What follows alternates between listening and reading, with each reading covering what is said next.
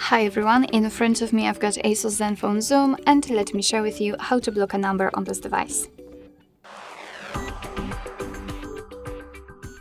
So let's start with opening this phone dialer, and now simply 3 dots icon in this section. Just tap on it.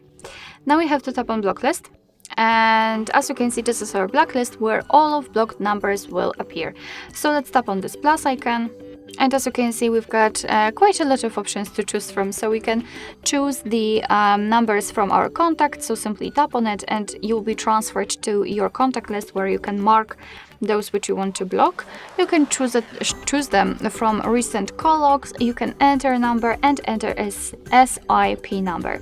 So let me choose this one. As you can see, we've got this section where we can freely enter the number. Tap on OK, and as you can see, it will immediately appear on the blacklist. After tapping on it, we will be able to remove it from the block list. Of course, if you want to really block all incoming calls from that number, simply keep it here. But if you want to unblock it, just tap on it and tap on remove from the blacklist and tap on OK. Alright, so that will be all. Thank you so much for watching. I hope that this video was helpful, and if it was, please hit the subscribe button and leave the thumbs up.